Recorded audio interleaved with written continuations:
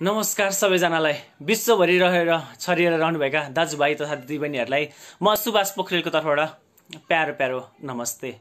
आज पनि म मनमा लागेका केही कुराहरू लिएर हजुरहरूको माझमा आएको छु। आशा छ मन पराइदिनु हुनेछ भनेर। यतिखेर मन पराउनु हुन्छ भने कृपया लाइक, कमेन्ट र सेयर गर्न नभुल्नुहोला। र आज सर्वप्रथम म तपाईहरुसँग माफी माग्न चाहन्छु, किनभने आज मैले जुन भाषा प्रयोग गर्छु त्यो भाषा म आज नेपाली प्रयोग गर्ने छैन।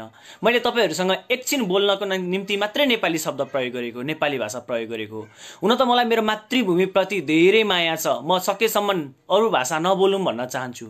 तर आज बाध्यताको कारणले गर्दा र केही कुराहरुको जवाफ दिनुपर्ने कारणले गर्दा आज म हिन्दी शब्द प्रयोग गर्दैछु र हिन्दी भाषा प्रयोग गर्दैछु। म चाहन्छु कि यो कुराहरु सकेसम्म मेरो फ्रेन्डमा पनि 2-4 जना इन्डियनहरु छन्, भारतीयहरु छन् र म चाहन्छु कि यो भिडियो हरेक भारतीयसम्म पुगोस्। त्यसको कारणले गर्दा म हिन्दी भाषा प्रयोग गर्दैछु। त्यसकारणले केही गल्ती भयो भने या मैले हिन्दी भाषा प्रयोग गरेको प्रति नरिसाउनु होला र मलाई माफ गरिदिनु होला भन्ने विनम्र अनुरोध गर्दछु। अब म हिन्दी भाषा प्रयोग गर्छु।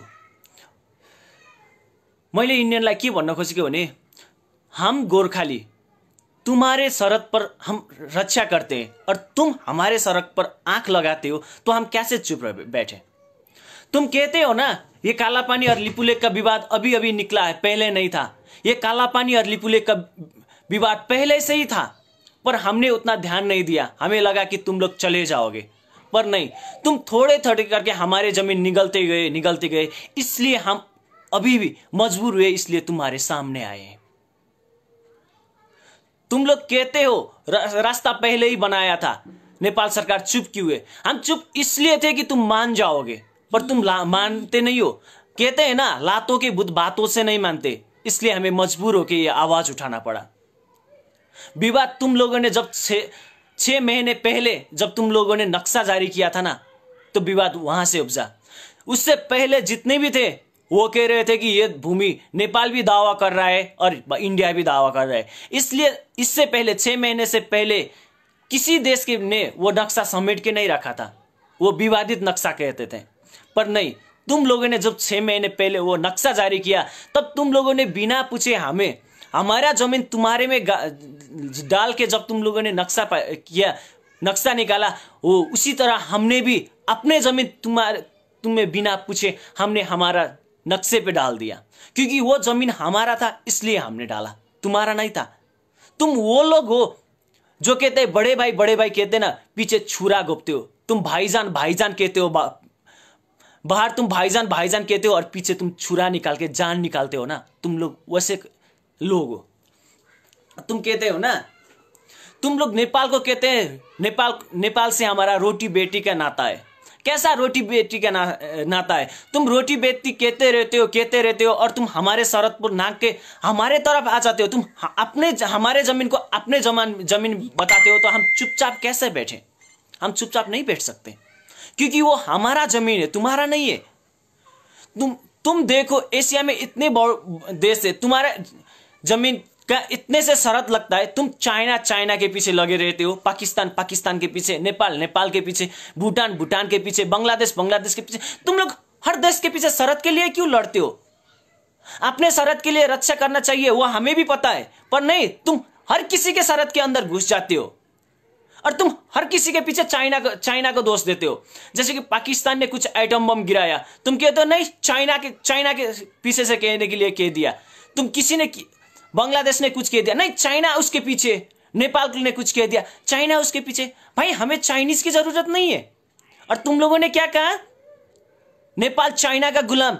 अभी तक किसी देश का गुलाम नहीं रहा। आजाद देश है नेपाल, सिर्फ एक ही वो देश है जो अभी तक किसी अंग्रेजों ने राज नहीं किया, किसी ने गुलाम नहीं किया। तुम उस देश को कहते हो कि चाइना का गुलाम कहते हो। शर्म नहीं आती थोड़ा सा भी। तुम लोग थोड़ी सी डीआरपी पाने के लिए कुछ भी कहते हो। इंडियन मीडिया, तुम्हें थोड़ी सी भी शर्म नहीं आती।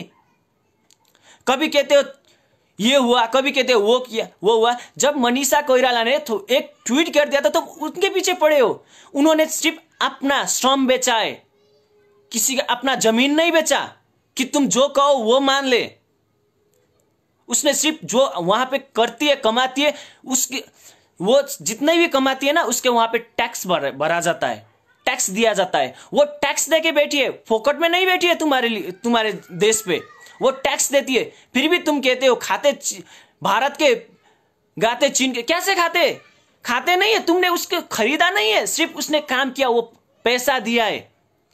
और दूसरी बात जो तुम कह रहे हो ना कि जितने नेपाल भारत में रह रहे नेपाली है उनको निकाल देंगे, कुछ भी फर्क नहीं पड़ेगा। जितना भारतीय नेपाल पे बैठे हैं ना, अगर हमने वो निकाला ना, जितने तुम यहाँ पे भीख मांग के पैसा ले जाते हो ना, उससे जितने तुम्हारे देश से कमा के हमारे भाई बहन इधर लेते हैं ना, उसने तो तुम्हारे लोग यहां से भीख मांग के लेके जाते हो, भीख मांग के लेके जाते हैं। और फिर भी कहते हो नहीं हमने किया।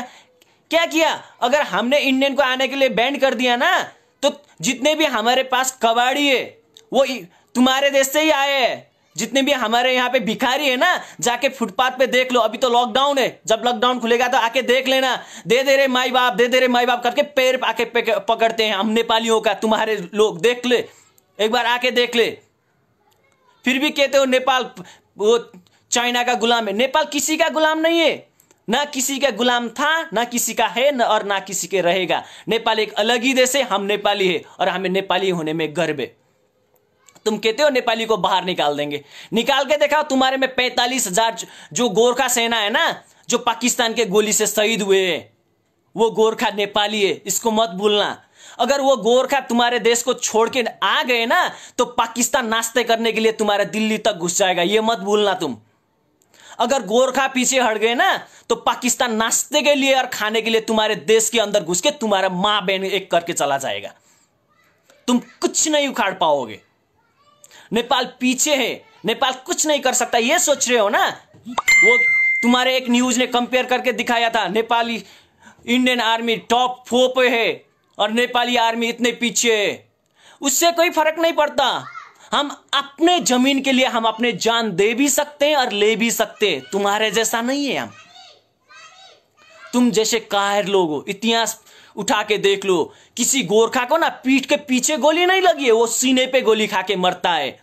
हाँ, वही तरह तुम्हारे देश पे जो नेपाली गोरखा रह रहे हैं ना, वो भी अपने सीने में गोली खा के तुम्हारे सरहद की रक्षा कर रहे हैं। अगर वो मुंह मेर लेना, अगर वो पीछे अड़ गए ना, मैंने पहले ही कहा था, पाकिस्तान लंच करने के लिए, डिनर करने के लिए तुम्हारे दिल्ली तक घुस जाएगा, वो याद रख लेना। तुम कहते हो नेपाल कमजोर है, नेपाल कमजोर नहीं है।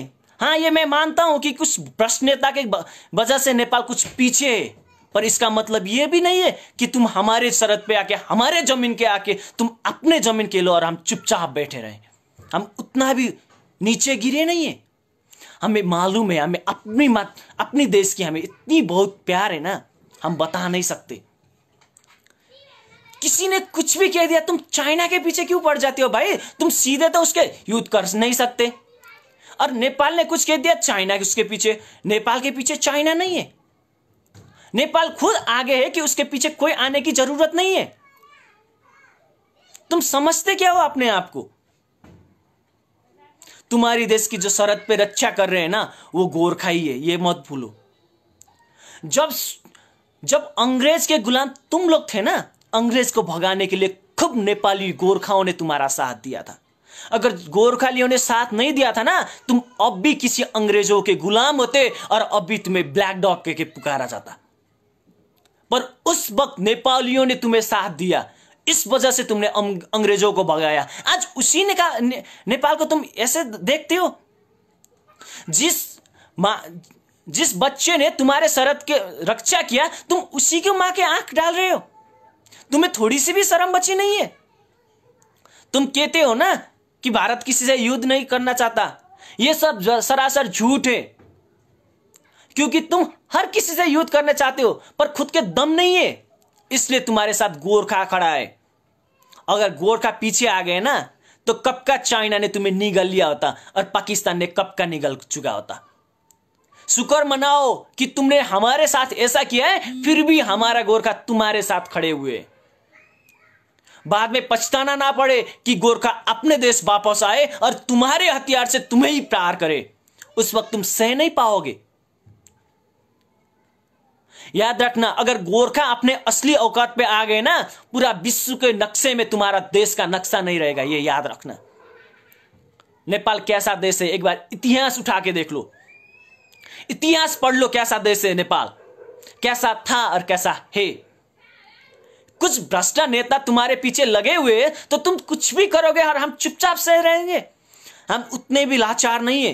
कहते हैं ना, गुब्बारे को जितना हवा डालना चाहिए उतना ही डालो, अगर उससे ज्यादा डालोगे ना फट जाएगा। हाँ, तुमने भी बहुत ज्यादा दिस कर ली, हमने बहुत सह लिया। तुमने कहा भाई भाई भाई भाई, हम भाई भाई मानते रहे, पर तुम तो नहीं, तुम तो भाईजान के जान निकालने वाले हो। तुम कहते हो बड़े भाई है तुम, कैसे बड़े भाई हो तुम छोटे भाई के जमीन हड़पने चाहते हो और तुम अपने आप को कहते हो मैं बड़ा भाई हूं। ऐसा भाई तो किसी के भी नहीं है। तुम अपने आप को भाई कहते हो, तुम तो दुश्मन कहलाने की भी लायक भी नहीं हो। तुम अपने आप को समझते क्या हो? अगर आज गोरखा नहीं होता ना, तुम्हारा देश का अस्तित्व नहीं होता, ये मत भूलो। एक गोरखा ही है जिसने तुम्हारे देश को, तुम्हारे सरहद को अच्छे से रखा है। अगर गोरखा नहीं होते ना, कब का पाकिस्तान तुम्हारे दिल्ली तक घुस के लंच करके चला भी जाता और तुम्हें पता भी नहीं चलता। गोरखा वो है तुम्हारे लिए जिसने छाती पे गोली खाया है ना, वो गोरखा है। किसी भी युद्ध में उठा के देख लो, तुम्हारे सैनिक जहां भी जाते हैं ना भाग के लौट आते हैं, पर गोरखा ही एक ऐसा सैनिक है जो सीने पे गोली खा के आगे बढ़ता जाता है। तुम वो से गोरखा के पीछे पड़े हो। तुम्हें क्या लगता है तुम कुछ धमकियों दोगे, कुछ करोगे और नेपाली चुपचाप बैठे रहेंगे? ऐसा नहीं होगा भाई। अब गोरखा पीछे नहीं हटेंगे, जो भी हो जाएगा। अगर मरना भी पड़े ना अपने देश के लिए, अपने मां के लिए, हम खुद अपने जान, अपने शरीर उनको निछावर कर देते हैं। हम मर जाते हैं तब भी हमें कोई गम नहीं। पर तुम लोगों का ज्यादातर सही के, तुम लोग जो हमारे देश पे कर रहे हैं ना, वो सही के हम अब पीछे नहीं हटेंगे। अगर मरना भी पड़े ना तो खुशी खुशी खुश खुश के अपना जान दे देते हैं। तुम कहते हो तुम्हारा सैनिक ज्यादा है, अगर गोरखा पीछे हट गए ना, तुम्हारे सैनिक किसी भी काम के नहीं है। समझते क्या हो तुम अपने आप को? तुम कुछ भी कहोगे और हम चुपचाप रह जाएंगे। तुम सीधी तरह से चाइना से टक्कर तो कर ही नहीं सकते। कहते कभी इसके पीछे, कभी उसके पीछे, कभी उसके पीछे। तुम्हारे अपने असली औकात क्या है? जब एक नेपाली ने ट्वीट कर दिया तो तुम्हारा मीडिया हिल जाता है, तब खुद ही समझ लो कि तुम अपने असली औकात क्या है। तुम कहते हो ना नेपाल के पास प्रूफ नहीं है। नेपाल के पास बहुत सारा प्रूफ है, जिससे यह पता चलता है कि लिपुलेख और लिम्पियाधुरा नेपाल का है, नेपाल का था, नेपाल का है और नेपाल का रहेगा। अरे तुम लोगों को लिए कुछ वक्त के लिए वो जमीन दे दिया कि कोई चाइना तुम्हारे लिए अटैक ना करे, इसके लिए अच्छा है, इसलिए हमने वो जमीन कुछ देर के लिए दे दिया। इसका मतलब ये नहीं कि तुम कब्जा जमा के उस पर बैठ जाओगे। उसका असली वक्त आ गया है, वो हमें चाहिए, वो हमारा जमीन है और उसके लिए हम मर भी सकते हैं और मार भी सकते हैं। ये मत भूलना। नेपाल को कभी कमजोर मत समझना। तुम लोग कहते हो ना कि नेपाल, इंडिया में नेपाली बहुत है, अगर इंडियन नेपाल को निकाल देंगे तो बहुत बुरा हाल है। कुछ भी नहीं होगा, इतना सा भी कुछ नहीं होगा। अगर नेपाली अपने असली रूप में आ गया और इंडियन को नेपाल से निकालने लगे ना, तो कितने नेपाल से तुम कमा के लेके जाते हो पता है तुम लोगों को? यहां पे एक कबाड़ी आता है, उससे पूछो घर कहां है तो कहता है बिहार है। एक सब्जी वाला आता है, उसको कहते हो घर कहां है, वो कहता है बिहार है। यहां तक कि जो रास्ते पे भीख मांगते हैं ना, वो भी बिहार का ही है भाई। इतिहास उठा के देख लेना, बहुत सारे जगह से आए। विश्वास नहीं होता ना, कभी आके देख ले एक बार नेपाल, तब पता चलेगा तुझे। खुद तो डायरेक्ट कुछ कर नहीं सकते, अगर कुछ करने लगे तो कहते हो इसके पीछे चाइना है, इसके पीछे पाकिस्तान है, इसके पीछे कुछ है। तुम्हारे हर वक्त तुम पीछे क्यों पड़ जाते हो? और एक बात, दुनिया के सबसे बकवास टीवी चैनलों में से एक है इंडियन मीडिया। अगर दुनिया के सारे मीडिया को कंपेयर किया जाए ना, तो सबसे बकवास और घटिया है इंडियन मीडिया। एक बार देख ले भाई, मैं नहीं कह रहा, खुद इंडियन कह रहे हैं। जो इंडिया अपने देश में बैठे हैं ना, तुम्हारे देश में, उसको पूछ। सबसे घटिया मीडिया कोई विश्व में किसी देश का है तो वो इंडिया का है। तुम लोग इतने न्यूज को इतना बड़ा बना देते हो, शर्म नहीं आती? कुछ पैसे के लिए तुम आप कुछ भी कर सकते हो। अरे स्वयं बुद्ध पैदा हुए थे इस नेपाल पे, उतना पावन भूमि है हमारा, उतना पवित्र भूमि है हमारा। तुम बुद्ध पैदा हुए भूमि को गाली देते हो, जहां पे सीता माता का जन्म हुआ था, जहां पे सीता माता पैदा हुई थी, तुम उस भूमि को अपने आंख दिखा रहे हो। शर्म नहीं आती? तुम जिसको पूछते हो ना, हाँ वो पैदा हुए थे हमारे में। अब खुद ही समझ लो तुम्हारी औकात और हमारी औकात। हाँ मैं मानता हूं कि तुम ताकत में आगे हो, पैसे में आगे हो, पर इसका मतलब ये नहीं है कि तुम किसी को भी कुछ भी कहो और चुपचाप सहते रहे। हम अब सहते नहीं है भाई, हम अब सह नहीं सकते, क्योंकि तुम लोगों ने जो किया है ना वो सहने के लायक नहीं है। अब हम तुम्हारे लिए मुंह तोड़ जवाब देंगे। तुम्हें जो अच्छा लगे वो करो, क्योंकि हम अपने पैर पे अब खड़ा रहेंगे। तुम्हें जो करना है कर लो, तुम कुछ भी नहीं कर सकते। तुम ज्यादा से ज्यादा वो नाका बंद कर सकते हो, सिर्फ वही जब बाढ़ आते हैं ना, तो खुद कोसी का बांध हम बांध के अपनी जमीन को डुबा लेते हैं ताकि तुम्हारे जमीन को कुछ नुकसान ना हो। पर तुम लोग क्या करते हो? तुम कुछ नहीं करते। हम अपनी जमीन भिगो के तुम्हारे जमीन को रक्षा करते हैं, क्योंकि बांध हमने लगाया है कोसी पे। अगर वो हम खोल देना तो तुम्हारा जो बिहार है ना वो डूब के मर जाएगा, ये मत भूलना। क्योंकि तुम जो हो नेपालियों के वजह से हो, गोरखा के वजह से हो। अगर गोरखा अपनी असली औकात पे आ गए ना, तुम अपनी औकात भूल जाओगे। तुम कुछ भी नहीं हो। बोल्न त धेरै मन थियो, भए तापनि मैले हिन्दी भाषा प्रयोग गरेकोमा तपाईहरु सबैप्रति फेरि पनि 10 अम्ला जोडेर माफी माग्न चाहन्छु। किनभने म मेरो मातृभूमिलाई माया गर्छु, म मेरो आफ्नो मातृभूमि, आफ्नो मातृभाषा बोल्न चाहन्छु। भए तापनि मातृभाषा बोल्दा बोल्दै, किनभने जस्तोलाई तस्तै जवाब दिनुपर्ने कारणले गर्दा मैले हिन्दी भाषा प्रयोग गरेँ। त्यसको लागि फेरि पनि माफी माग्न चाहन्छु। र म फेरि केही कुराहरू नेपालको विषयमा पनि जोड्न चाहन्छु। नेपालमा अहिले भनिरहेको छ कोरोना टेस्ट गर्नको निम्ति 15,000 लाग्छ भनेर। त्यो सरासर झुटो कुरा हो र त्यो हामीलाई मान्ने हुने छैन। हामीले मन्त्रीको फ्रीमा गर्यौं, हामीले मुख्यमन्त्रीको फ्रीमा गर्यौं, हामीले सांसदको फ्रीमा गर्यौं। सबै सरकारी कर्मचारीको हामी जनताले हाम्रो रगत र पसिनाबाट कमाएको पैसाले हामी फ्रीमा कोरोना टेस्ट गराउने, र त्यही जनताको निम्ति कोरोना टेस्ट गराउनको निम्ति तिमीहरूले पैसा माग्छौ भने त्यो हामीलाई मान्ने हुने छैन। हामी बाहिरी शत्रुबाट त धेरैचोटि लड्यौं र लड्दै पनि आएका छौं। अब हामीले आफ्नो भित्री शत्रुबाट लड्ने बेला आएको छ। त्यो भित्री शत्रु भनेको तिमीहरू हो, भ्रष्ट नेता। तिमीहरूको कारणले गर्दा आज भारतले हाम्रो भूमिमाथि आँखा लगाइरहेको छ र हामी चुपचाप लागेर बस्नु परेको छ।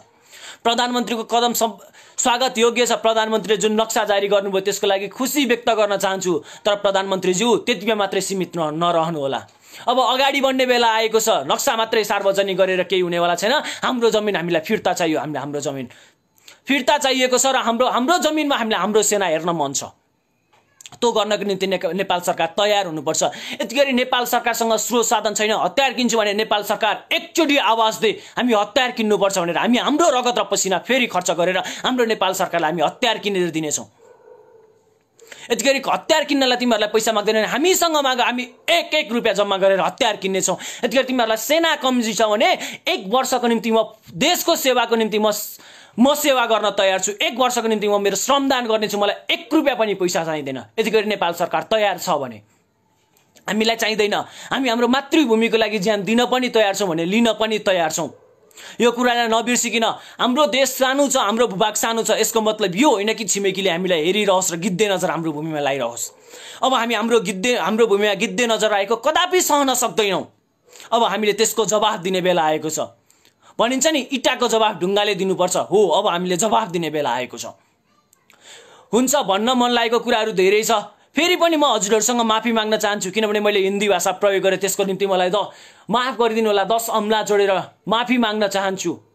हुन्छ, तपाईहरूले मलाई साथ र सहयोग दिनुभयो, त्यसको लागि धन्यवाद। यतिखेर तपाईँ चाहनुहुन्छ मैले भनेको भिडियो यतिखेर कुनै इन्डियनसम्म पुगोस् भन्ने चाहनुहुन्छ भने कृपया मैले भनेको भिडियोलाई सेयर गरिदिनु होला। हुन्छ, आशा छ मैले भनेको कुरा मन पराइदिनु भयो भन्ने कुरा। हुन्छ, यति भन्दै मेरा 2-4 शब्द हजुरहरू माझ राख्ने समय दिनुभएका तपाईहरुलाई धन्यवाद दिँदै म सुभाष पोखरेल बिदा हुन्छु। नमस्ते।